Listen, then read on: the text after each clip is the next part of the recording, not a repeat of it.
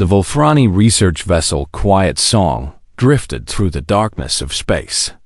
Fire burned in 3 of its compartments. The hull had been torn open in 4 places. Bodies floated in the corridors where the artificial gravity had failed. "Commander," Yeltos pressed his thin hand against the wound on his side. Purple blood leaked between his fingers. Around him, the survivors huddled in the command center. 42 remained from a crew of 200. Outside the viewport, 26 Kreth warships circled like predators waiting for their prey to stop moving. "They are hailing us again," said Navigator Pell. His voice shook with fear. Yeltos looked at the young officer. The Volthrani were not warriors. They were scientists, explorers, seekers of knowledge. Their bodies were thin and fragile. Their bones broke easily.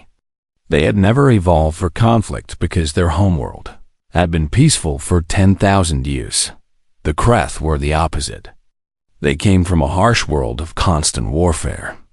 They had spread across 12 systems by conquering every species they encountered. Now they had found the Volthrani. "Put them through," Yeltos said. The screen flickered and showed the face of Warlord Desic. He was massive, with thick gray skin and 4 arms covered in scars. His teeth were sharp and his eyes held no mercy. "You have fought well for prey," Desic said. "But your ship is dying. Surrender now, and some of you may live as servants. Resist, and I will kill every single one of you slowly." Yeltos felt the fear of his crew pressing against him. He was old. He had lived a full life. But the young ones behind him had so much ahead of them. "We need time to discuss," Yeltos said. Desic laughed. "You have 1 hour. Then we board." The screen went dark dot in the corner of the command center. Scholar Mirith worked frantically at a damaged console. She was young, barely into her adult years. Her specialty was ancient communications technology. She had been studying a relic they discovered 3 months ago, a small beacon of unknown origin. "Commander," she called out, "I think I can activate the beacon." Yeltos moved toward her, wincing from his wound. "What beacon?" "The artifact we found in the Kilos ruins. It is a distress beacon, but the frequency is strange. I do not recognize the protocol." "We do not know who will receive it," Yeltos said. "We know who will kill us if no one comes," Mirith replied. Yeltos looked at her for a long moment. She was right. They had no weapons, no reinforcements, no hope. A stranger answering an unknown beacon was better than certain death at Kreth hands. "Do it," he said. Mirith activated the beacon. It sent out a pulse of energy that traveled faster than light, carrying a simple message translated into 1,000 languages. "We are dying. Anyone, please." The beacon was old. Very old. It had been built by humans during the first wave of galactic exploration, left behind as an emergency measure for any species that needed help. The Volthrani did not know this. They only knew that they had cast a message into the void and prayed someone would answer. 6 hours later, and 42 light years away, the signal reached Earth. Lieutenant Katie Moore was working the night shift at Deep Space Monitoring Station 7. She was 29 years old, tired from a double shift, and drinking her 4th cup of coffee when her console lit up with an alert she had never seen before. "What the hell?" she muttered. The signal was broadcasting on a frequency that had not been used in decades. It was a Category 1 distress call, the highest priority. The translation software processed the message and displayed it. On her screen, "We are dying. Anyone, please." Katie felt her heart beat faster. She checked the source coordinates. The signal came from Volthrani space, near the border of Kreth territory. Everyone knew the Kreth were hostile. Everyone knew they had destroyed a human trading outpost 3 years ago. She picked up her communicator and called her superior. "Sir, I have a Category 1 distress signal from Volthrani space." The beacon is broadcasting on old Terran military emergency channels. Someone is asking for help. There was silence for 3 seconds. Then, forward everything to Fleet Command, now. Within 20 minutes, the message reached Admiral Greg Santos at Earth Space Command headquarters. He was a man of 56 years with gray hair and hard eyes. He had fought in 3 interstellar conflicts and lost many friends along the way. He read the message. He looked at the coordinates. He thought about the Velthrani, a peaceful species that had never harmed anyone. Then he thought about the Kreth and what they did to those they conquered. "Get me the fleet commanders," he said. "All of them." His aides stared at him. "Sir, at this hour?" Did I stutter? "All of them. Now." 15 minutes later, Admiral Santos addressed 17 captains via secure channel. "We have received a distress signal from Velthrani space. Intelligence suggests they are under attack by the Kreth Dominion. I am initiating Protocol Guardian. Full fleet mobilization. We jump in 2 hours." One captain, a woman named Lisa Brennan, spoke up. "Sir, the Velthrani are not formal allies. Are we authorized to engage?" Santos leaned forward. "Someone is dying, and they called for help. They called us. That is all the authorization I need. Anyone who disagrees can stay behind." No one disagreed. In the darkness of space, the quiet song continued to burn. Commander Yeltos held his dying crew together with words of comfort he did not believe. Mirith watched the stars through the cracked viewport and wondered if anyone had heard their cry. She did not know that 17 warships were already preparing to jump. She did not know that 4 medical frigates were loading supplies. She did not know that 2 marine carriers were waking up soldiers, trained in the most hostile environments in the environments in the galaxy. The Velthrani had activated an old beacon without knowing what it would summon. They had called the Deathworlders, and the Deathworlders were coming. The USS Valor hummed with activity as crew members ran to their stations. The flagship of the Terran Defense Fleet was a massive vessel, built for war and designed to survive it. Commander Lisa Brennan stood on the bridge and watched the organized chaos around her. "All stations report ready," her tactical officer announced. Lisa nodded.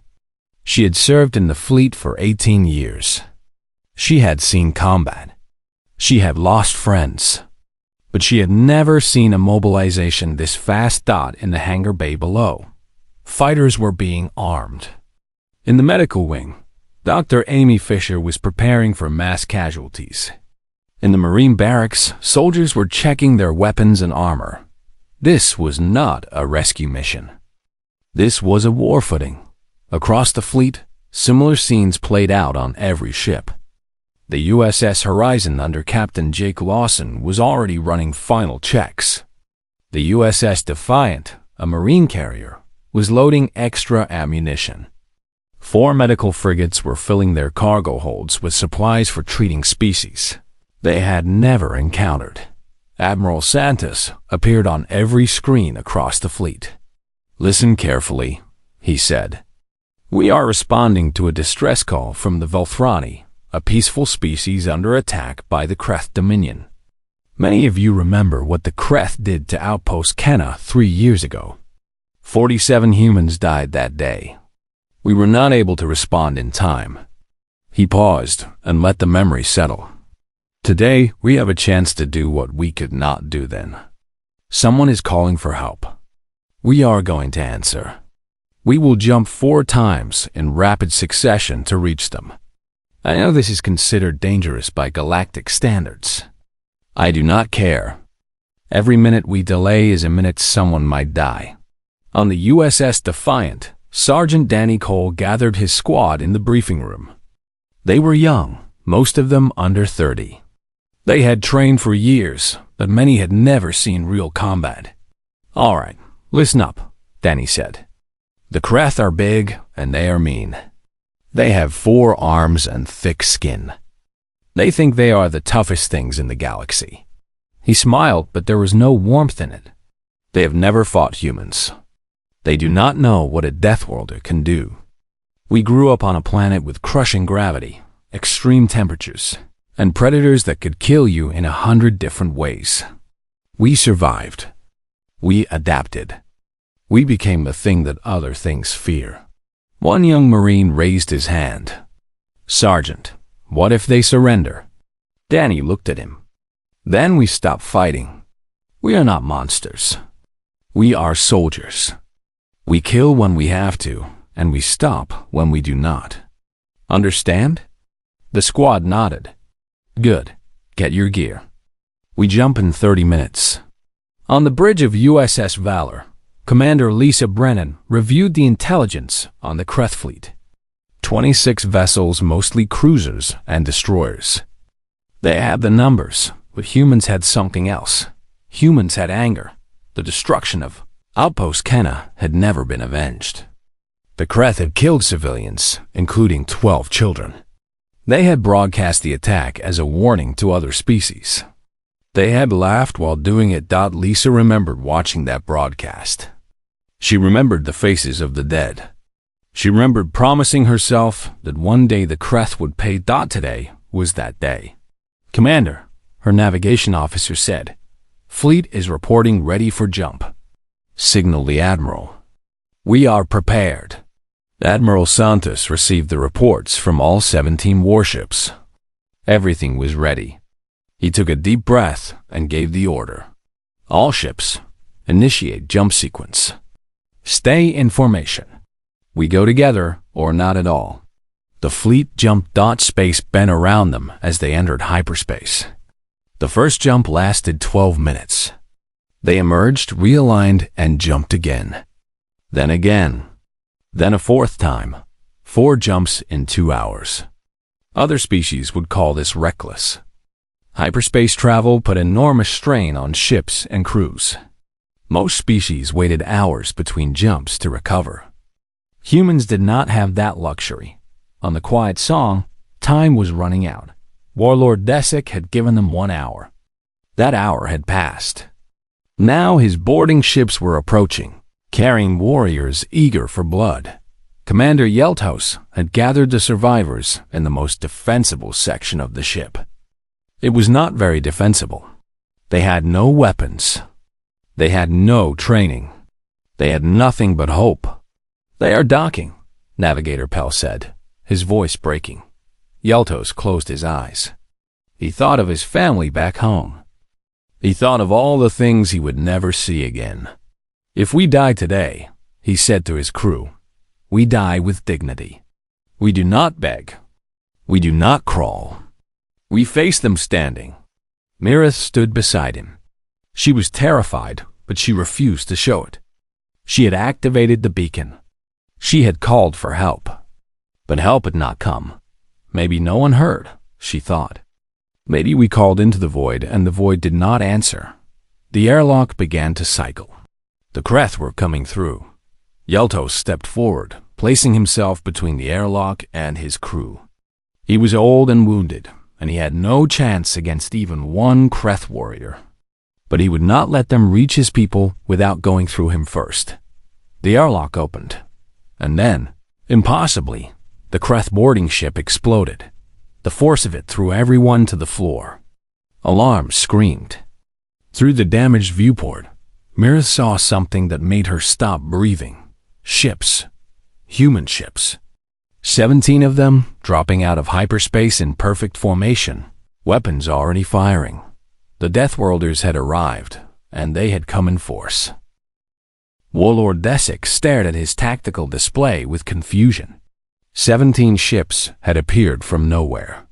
They were small compared to Kreth vessels, sleek and angular, where Kreth ships were bulky and armored. They moved fast, faster than anything he had seen before. "What species is that?" he demanded. His tactical officer worked the console with shaking hands. "Unknown designation. Wait, records show them as Terrans. From a planet called Earth." "Terrans," Desic repeated. He had heard stories. Rumors from conquered worlds. Whispers about a species from a death world, a planet so hostile that simply surviving there made them dangerous. He had dismissed these stories as exaggerations. "Hail them," he ordered. The screen flickered and showed a human face. It belonged to Captain Jake Lawson of the USS Horizon. He was not particularly large by human standards.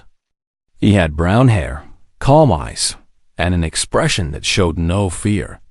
"This is Captain Lawson of the Terran Defense Fleet," he said. "You are attacking a vessel that sent a distress signal on our emergency channels. You will stand down and withdraw immediately. This is not a request." Desic laughed. The sound was deep and cruel. "You are 17 ships. I have 26. You are small and weak. I could crush your entire fleet with half my force." Lawson did not react. His expression did not change. "You have 30 seconds to begin withdrawal," he said. "After that, we will remove you. Remove me?" Desic leaned forward, his forearms gripping his command chair. "I am Warlord Desic of the Kreth Dominion. I have conquered 12 worlds. I have killed more enemies than you have soldiers. You do not threaten me, little creature." 20 seconds, Lawson said. On the quiet song, Commander Yeltos watched the exchange through a damaged communication screen. He could not believe what he was seeing. One small human was speaking to Desic without any sign of fear. "They are insane," Navigator Pell whispered. "They cannot win against those numbers." Mirith shook her head slowly. "Look at them. Look at how they move." The human ships had spread into a formation that surrounded the Kreth fleet. They moved together like a single organism, each ship knowing exactly where to go without any visible communication. It was beautiful and terrifying. 10 seconds, Lawson said. Desic ended the transmission. He turned to his tactical officer. "Destroy them. All of them." The Kreth fleet opened fire. What happened next would become legend. Among 100 species, the human ships did not retreat. They did not scatter. They accelerated directly into the Kreth formation, weaving between weapons fire with impossible precision. Their own weapons began to strike. Human ships were smaller, yes, but they were faster. Their targeting systems were more advanced, and their crews operated under conditions that would kill most species. The first Kreth destroyer exploded within 40 seconds of engagement. On the USS Valor, Admiral Santos watched the battle unfold on his tactical display. He had positioned his fleet carefully, creating overlapping fields of fire that left the Kreth no safe direction to move. "Focus fire on their command ships," he ordered. "Cut off their coordination." Commander Lisa Brennan relayed the orders. 3 human cruisers converged on a Kreth battleship, their weapons striking in perfect synchronization. The battleship's shields failed. Its hull cracked. It died screaming into the void. 2 down, Lisa reported. 24 remaining. Captain Jake Lawson pushed the USS Horizon forward, positioning his ship between the Kreth and the damaged Velthrani vessel. 2 Kreth destroyers tried to flank him. He destroyed both without slowing down. On his bridge, his crew worked with calm efficiency. They had trained for this. They had prepared for this. And unlike the Kreth, they did not fight for conquest or glory. They fought because someone had called for help. Desic watched his tactical display turn red with destroyed vessels. 3 down. Then 5. Then 8. His fleet was being torn apart by ships half their size. How? He shouted. How are they doing this? His tactical officer pulled up data on human physiology. His face went pale. Warlord, these creatures come from a high-gravity world. Their bones are denser than ours. Their muscles are stronger. Their reaction times are faster. And their planet has extreme temperatures, radiation, and predators. They evolved to survive in conditions that would kill us. They are Deathworlders. Another officer whispered.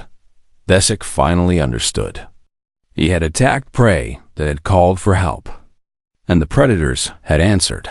On the quiet song, Mirth watched the battle with tears streaming down her face. The humans were winning. It seemed impossible, but they were winning. Why? Commander Yeltos asked us softly. Why would they come for us? They do not know us. We have nothing to offer them. Mirth remembered the message she had broadcast. We are dying. Anyone, please. Maybe that was enough.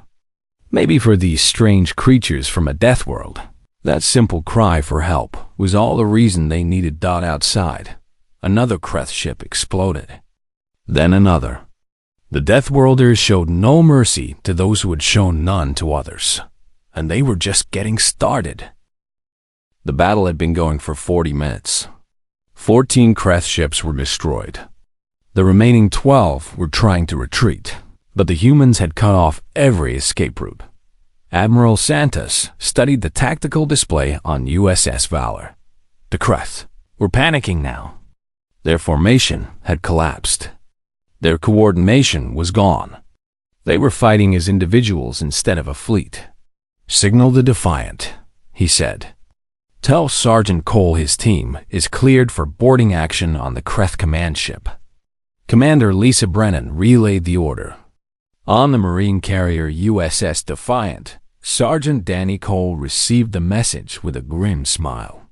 All right, boys and girls, he said to his squad. We are going in. Stay together. Watch your corners. And remember what the Kreth did to Outpost Kenna. The boarding shuttle launched from the Defiant and accelerated toward the Kreth command vessel. Enemy fire streaked past them, but the pilot was skilled. She weaved through the chaos like she was born for it. 30 seconds to contact. The pilot announced. Danny checked his weapon one final time.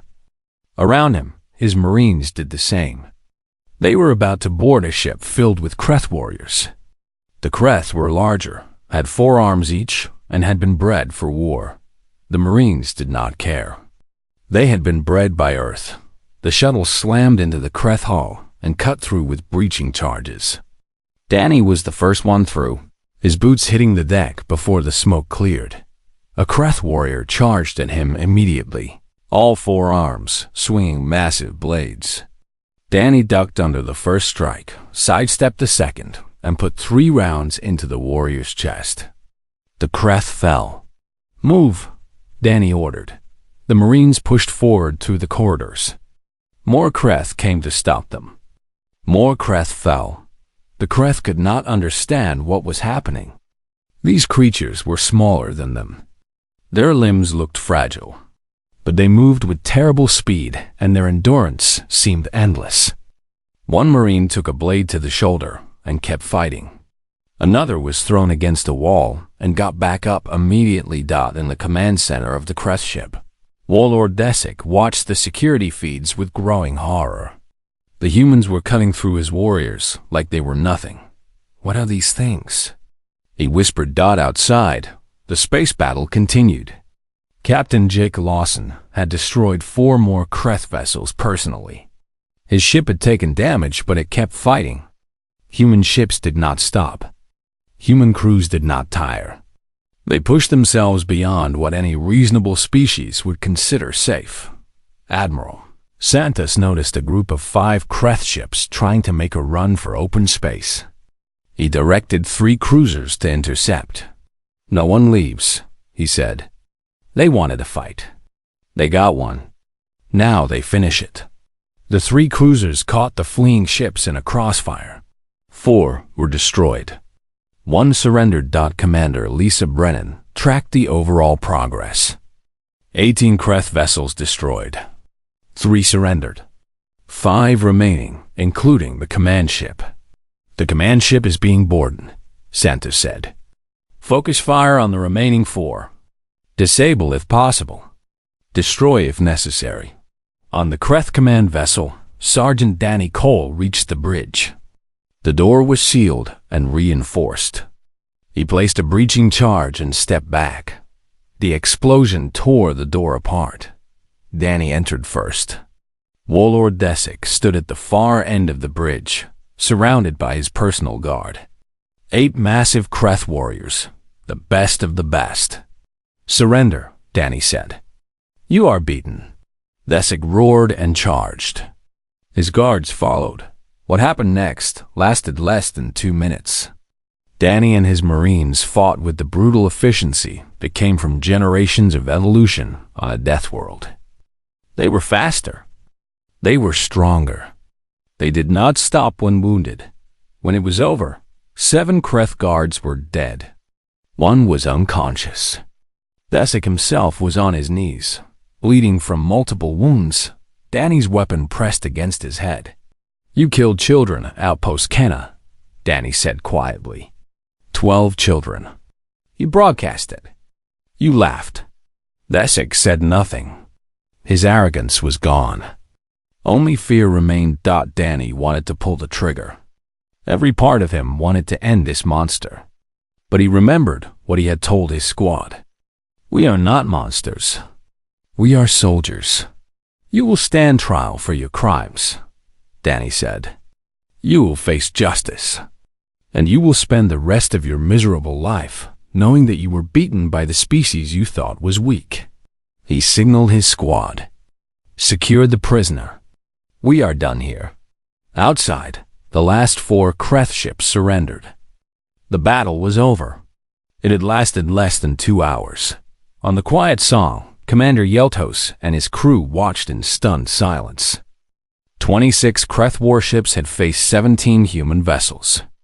18 Kreth ships were destroyed. 8 had surrendered. The humans had lost 0 ships. Mirith looked at the human fleet through the viewport. These creatures had crossed 42 light years in a matter of hours. They had fought without hesitation. They had won without mercy. And they had done it for strangers who had simply asked for help. "What are they?" Navigator Pell asked. Mirith did not have an answer. But she was beginning to understand that the galaxy was far more complicated than she had ever imagined. And humanity was at the center of that complication. The medical shuttle from USS Valor docked with the quiet song. 3 hours after the battle ended, Dr. Amy Fisher was the first one through the airlock, followed by her team carrying supplies and equipment. The Velthrani survivors watched them with a mixture of hope and fear. They had just witnessed these creatures destroy a fleet. Now, they were walking onto the quiet song with gentle steps and soft voices. "We are here to help," Dr. Fisher said. "Please do not be afraid. Show me you're wounded." Commander Yeltos stepped forward. He was still bleeding from his side wound. His body shook with exhaustion and pain.